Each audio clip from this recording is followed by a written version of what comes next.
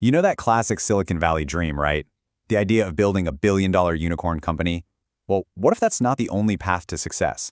What if there's another way? A more sustainable, more profitable, and honestly, a more meaningful way to build a business? Today, we're going to dig into Sahil Lavingia's book, The Minimalist Entrepreneur, which basically lays out a whole new philosophy that pushes back against that growth at all costs mentality. So the whole thing kicks off with this tweet. This just perfectly captures the crazy ambition of the startup world, doesn't it? Back in 2011, Sahil Lavingia was all in. He was young, he was brilliant, and he was absolutely ready to go build a unicorn. That one sentence launched a journey straight out of the Silicon Valley playbook, but that journey was about to take a very, very sharp turn. Okay, so to really get why that term was so dramatic, you got to understand the road he was on. In that world, there's really only one goal: build a unicorn. That's a private company valued at over $1 billion. It's a whole culture that's just obsessed with massive scale, total disruption, and, changing the world. All of it fueled by tons of venture capital. And look, Sahil played this game perfectly. He left a dream job as the second employee at Pinterest. He cranked out the first version of his company, Gumroad, in just one weekend.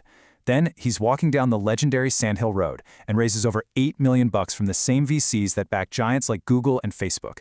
He hired an amazing team and aimed for the moon. By every single metric, he was on the fast track to mega success. But the rocket ship didn't quite make it to orbit.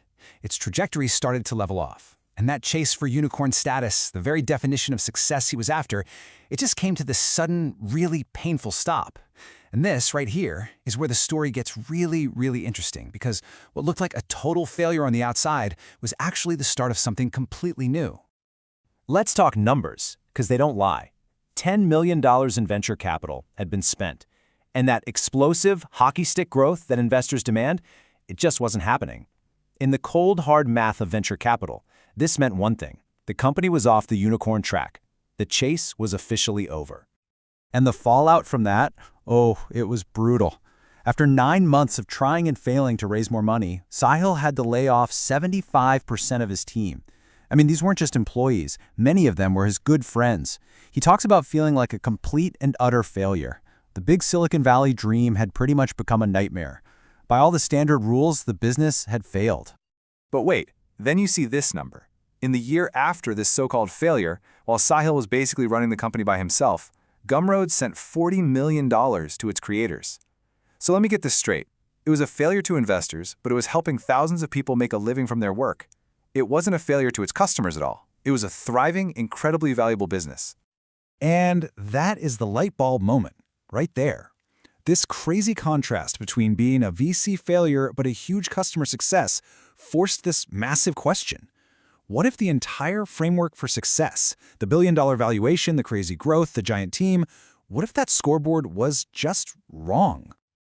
So, from the wreckage of that unicorn dream, something new started to grow. A whole new philosophy was born, one that just rejects that growth at all costs mantra, and instead focuses on a totally different set of values.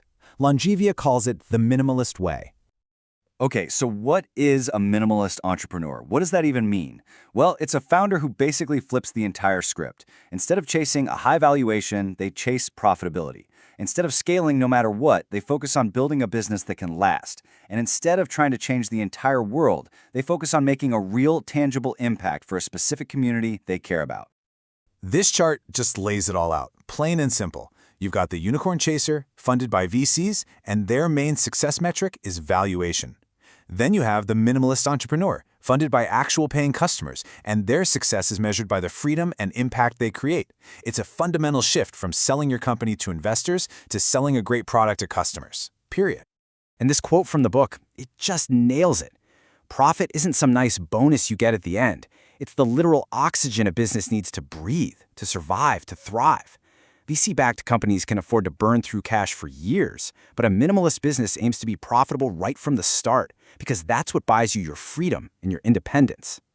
All right, that all sounds fantastic in theory, right? But how do you actually pull it off? Well, the book gives you a super clear, actionable playbook that turns this whole philosophy into a step-by-step guide. Let's walk through it. And this is basically your roadmap. Notice how it starts with community, not with some brilliant idea, but with a problem for people you're already connected to.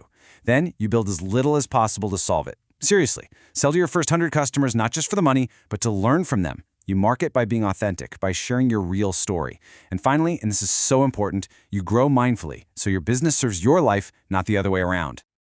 And really, what you're aiming for with this whole playbook is to find what the Japanese call ikigai, your reason for being.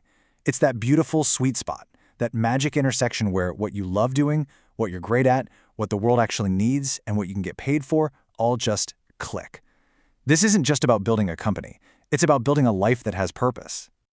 Okay, so let's imagine you've done it. You've followed the steps, you've got a profitable, sustainable business, and you're serving a community you love. So, what's next? This is where the real reward of this whole minimalist approach comes into play. It's not about sitting back and coasting. It's about a new kind of power. And this is a really important point the book makes. The goal isn't just to create a lifestyle business, where you're working 4 hours a week from a hammock somewhere. The real prize is something the book calls profitable confidence. It's this deep-seated belief and security that comes from knowing your business can stand on its own 2 feet. So what does that actually give you? What does this profitable confidence look like in the real world? Well, it gives you an infinite runway. Your business can last forever because it pays for itself. It gives you freedom from investors breathing down your neck. It gives you the time to make smart, long-term decisions and to really listen to your customers, not your board. Ultimately, it gives you control over your own destiny. That is the real power. This might be the most important takeaway of the entire book. It reframes everything from the customer's point of view. Think about it. Your customers don't care about your valuation. They don't care if you're a unicorn. They just want your product to get better and for your business to still be there for them tomorrow. The minimalist approach perfectly aligns your success with your customer's success. And so, we're going to leave you with this one last quote, which is really the core message here. Don't wait until you have all the answers. Don't get stuck planning forever. The way forward isn't to learn everything and then start. It's to start, and through the process of doing, you'll learn everything you need to know. It's a challenge to just stop thinking and start building. Not a unicorn, but a business that's built to last.